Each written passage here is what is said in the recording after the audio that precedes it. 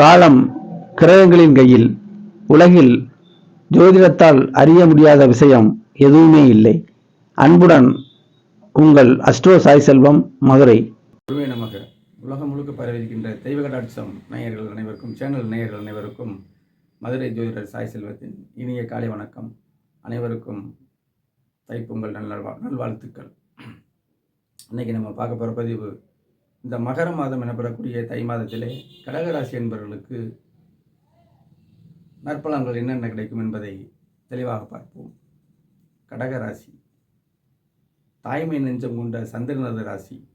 பொறுமை, தாய்மை எண்ணங்கள், சந்தோஷ அனுபவங்கள், எந்த யாரையும் பகைத்துக் கொள்ளாத தன்மை கொண்ட, யாரையும் பகைத்துக் கொள்ளாத எண்ணங்கள் கொண்ட இந்த கடகராசி அன்பர்களுக்கு இந்த மாதம், தை மாதம் என்னென்ன பலன்கள் என்பதை பார்ப்போம்.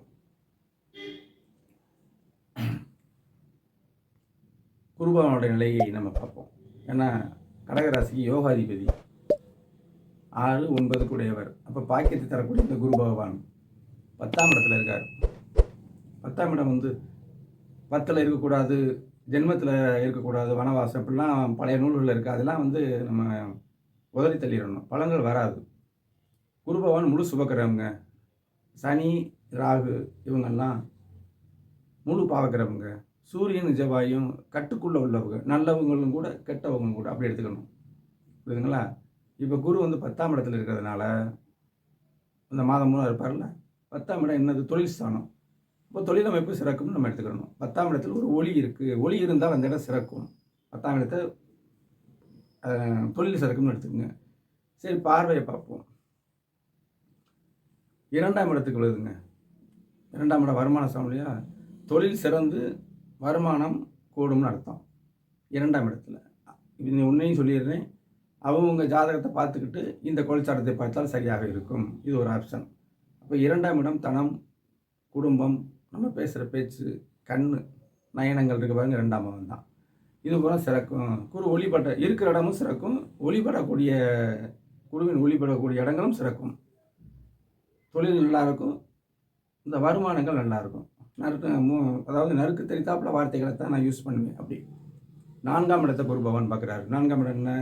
கல்வி, வயதுக்கு தக்கன பார்த்துக்கணும். கல்வி, தாயார், தன் சுகம், வீடு, வாகனங்கள், இது பூரா குருவுடைய பொன்மொழி விழுவதாலே சிறக்கும்.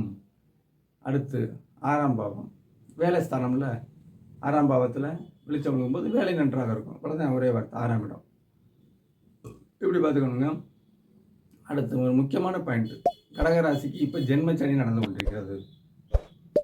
2025 தாண்டி 2025 தாண்டி இந்த அஷ்டமச்சனி நடக்குது. அப்போ அஷ்டமச்சனிங்கிறது 2ஆம் இடத்தை சனி பார்த்து கொண்டிருப்பதாலே, அதாவது சம்பாத்தியத்திற்கு, குடும்பத்திற்கு ஒரு இருட்டு விழுகுது அப்படின்னு அர்த்தம். சம்பாத்தியத்தை கடினமாக தேடணும், குடும்பத்தில் அனுசரித்து போகணுங்கிற அமைப்பு இந்த சனியோடைய நிலையை காட்டினாலும் அந்த இடத்துக்கு குரு பார்வை விழுகுது பாருங்க. அப்போ முதல்ல இருளுக்கு பின் ஒளி அப்படின்னு எடுத்துக்கணும். சனி மட்டும் பார்த்தா அதுக்கு ஒரு பலன், குருவும் சேர்ந்து பார்த்தா அதுக்கு ஒரு பலன். அப்போ அஷ்டமச்சனி காலத்தில் கண்டிப்பான முறையில் முதல்ல பரிகாரத்தை சொல்கிறேன், காலபைரவர் தான். காலபைரவருக்கு விளக்கேற்றி வரணும். சனிக்கிழமை முடிந்தால் தேய்பிரை அஷ்டமிக்கும் நல்லெண்ணெய் தீபம் போட்டு வர இந்த சனிக்கிழமையின் தோஷங்கள் கட்டுக்குள் இருக்கும் அப்படிங்கிறத பார்த்துக்கணும். அடுத்து ராகு பகவானோட நிலை. ராகு 9ஆம் இடத்துல இருக்கார். ஏற்கனவே சொன்ன மாதிரி இந்த அதிர்ஷ்ட ஸ்தானங்கள் 1, 5, 9 இந்த இடங்களில் இருட்டு இருக்கக்கூடாது. ராகுனா இருட்டு பார்த்துக்கோங்க. ஆனால் அது குரு வீடு. விதி இருந்தால் விதி விலக்கு இருக்கும். குருபகவானுடைய பலனை தான் ராகு செய்ய போகிறார். அப்போ குருபகவான் நிலை என்ன இருக்குதுன்னு சொன்னோம்ல, 10ஆம் இடம் சிறக்குது. அப்போ கெடுதல் பண்ணாது ராகு. தொழிலில் ஒரு நல்ல நிலைமைக்கு தான் இந்த ராகு கொண்டு போகும். ராகு திசை நடந்தால். கேது 3ஆம் இடத்தில் இருக்குது. தன்னம்பிக்கை ஸ்தானத்தில் இருட்டு இருக்கக்கூடாது தான். ஆனால் கேது தானே, மற்றபடி தவறு இல்லையே. கேது இருப்பதால் ஒன்றும் பெரிய பிரச்சனை இல்லை. அப்போ தன்னம்பிக்கை கூடும் பொழுது இந்த அமைப்புகள். அடுத்து கடகத்துக்கு 10ஆம் இடத்துல அந்த குரு பகவான் இருக்கார். 11க்கு வர போகிறார், லாபம் தான். அப்போ குரு பகவான் ஒரு நிலை மே மாதத்துக்கு பிறகு தான் குரு 11க்கு வராரு. இந்த மாதம் தை மாதத்துக்கு 10ல் இருக்கார். தொழில் சிறக்கும், வருமானம் கூடுங்க, சுகங்கள் பெருகும், 4ஆம் இடம், வேலை இருக்கும். அவ்வளோதானே.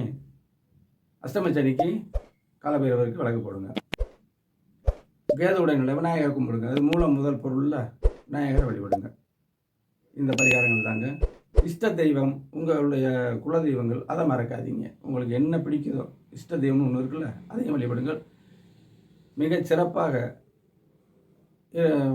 இந்த மாதம் அமையட்டும் சொல்லி வாழ்த்துக்கிறேன். இன்னொன்று சொல்கிறேன், இந்த சேனலை பார்க்குறவங்க சப்ஸ்கிரைப் பண்ணுங்கள், லைக் பண்ணுங்கள், ஷேர் பண்ணுங்கள். தனிப்பட்ட முறையில் கேள்விகள் ஜாதகப்பட வேண்டும்னா கட்டண முறையோடு திரையில் தெரிவிக்கக்கூடிய வாட்ஸ்அப் நம்பருக்கு தொடர்பு கொள்ளுங்கள்.